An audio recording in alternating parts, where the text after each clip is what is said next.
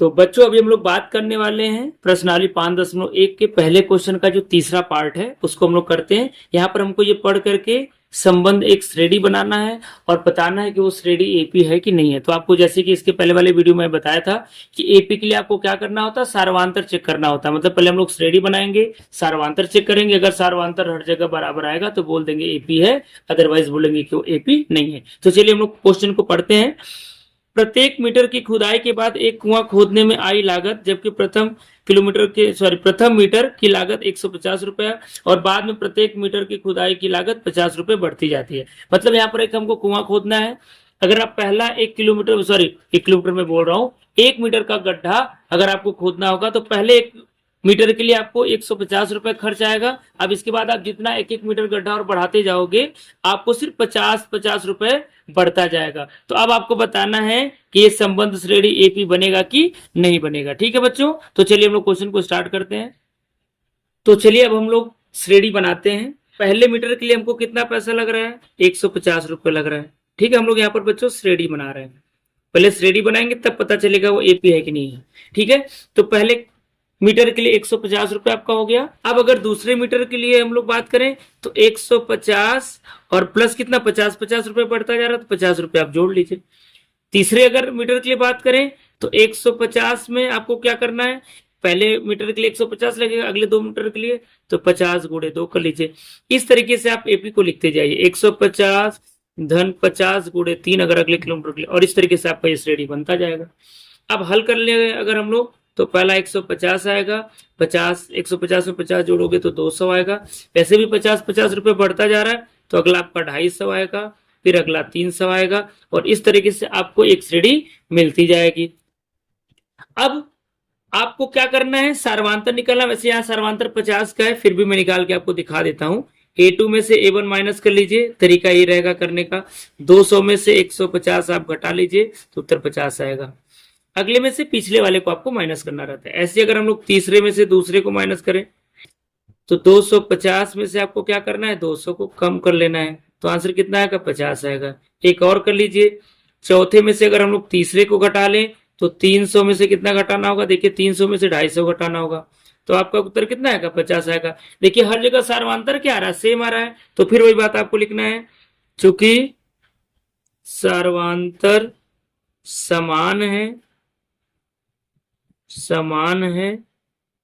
अतः संबंध श्रेणी एक एपी है, अतः श्रेणी एपी है। मैं लिख देता हूं श्रेणी एपी है। तो इस तरीके से आपको ये वाला पार्ट करना है। चलिए अब हम लोग नेक्स्ट पार्ट का बात करेंगे कि जो पार्ट नंबर 4 है।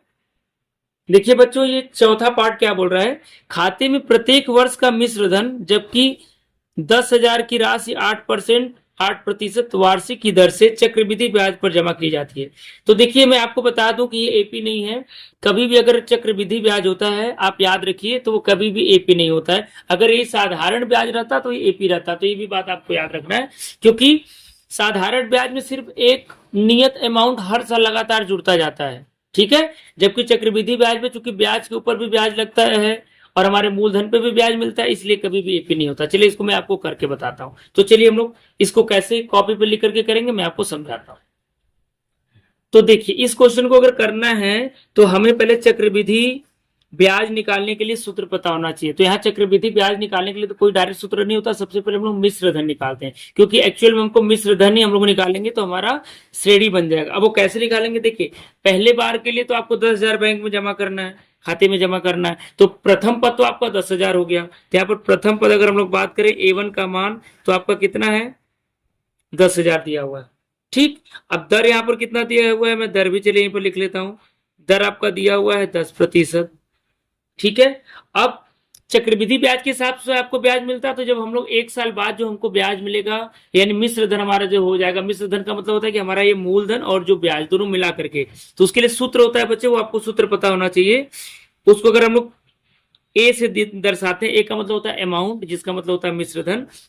ए बराबर P 1 + R/100 के घाते n, A = P 1 + R/100 के पावर n, जहाँ P का मतलब होता है कि मूलधन, R का मतलब होता है दर, n का मतलब होता है समय। तो अगर हम लोग 1 साल बाद निकालें तो हमारा मिश्र धन कितना हो जाएगा, 1 साल बाद निकालेंगे तो P की जगह आपको 10,000 रख लेना है, और 1 धन R का मतलब बच्चों 10 हो गया और बटा 100।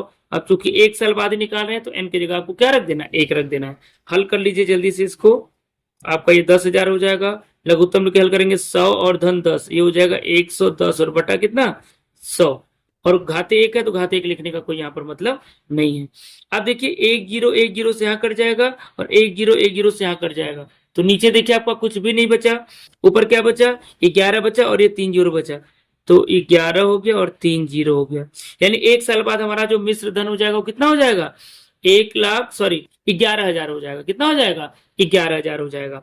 तो यहाँ पर अगर हम देखें तो दूसरा पद हमको मिल गया कितना, 11,000। दूसरा पद कितना मिल गया, 11,000।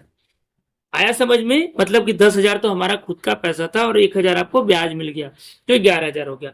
अब हमको 2 पद मिल गया, कम से कम 3 पद हमको चाहिए भैया, क्योंकि हम 2 बार कम से कम चेक करेंगे कि हमारा सर्वांतर समान आ रहा है कि नहीं आ रहा है। तो यहाँ 2 बार में पता चलेगा कि समान नहीं आया। अब चलिए कैसे नहीं आया मैं आपको फिर दोबारा दिखाता हूँ। फिर से हम लोग सूत्र निकाल लगाते हैं अगली 2 साल के लिए, तो फिर वही P 1 + R/100 के पावर n। अब यहाँ पर सब कुछ आपको सेम लिखना है P की जगह, लेकिन अब P की जगह मूलधन हमारा कितना हो जाएगा, अच्छा मूलधन आप वही रखोगे क्योंकि 2 साल के लिए रखना, तो यहाँ पर आपको 2 रख लेना है। आपको यहाँ पर 10,000 ही रखना है, कोई दिक्कत नहीं है। 1 धन 10 बटा 100 की घाते 2। अब यहाँ पर पावर 2 हो जाएगा क्योंकि हम लोग 2 साल बाद निकाल रहे हैं, इसीलिए पहले बार 1 साल के लिए निकाले, अब 2 साल के लिए निकाल रहे हैं। तो आपका बच्चों ये हो गया 10,000, ये हो गया आपका 110 बटा 100 के घाते 2। चलिए इसको जल्दी से हल कर लीजिए। 110 बटा 100, फिर एक बार और 110 और बटा 100, आपका ये हो जाएगा 10,000। अब 2 बार गुणा हो जाएगा क्योंकि घाते 2 है, 1 0 1 0 से यहाँ काट दीजिए, 1 0 1 0 यहाँ से काट दीजिए। अब देखिए ये 2 0, आप 2 0 से यहाँ से भी काट दीजिए, तो कितना हो जाएगा 121। 11 × 11 121 हो गया, यहाँ 2 0 बचा तो आप 2 0 लगा दीजिए, ये आपका नहीं रहेगा। तो कितना आपका हो गया 12,100। ठीक है, तो इस बार हम लोग का 12,100 आ गया। ये आपका कौन सा पद हो गया, आपका ये तीसरा पद हो गया, A3 हो गया। अब आप यहाँ पर क्या करो, A2 में से A1 घटा लो, तो A2 आपका कितना था 11,000 और A1 कितना था 10,000। उत्तर कितना आएगा 1,000। सर्वांतर कितने का आया यहाँ पर 1,000 आया।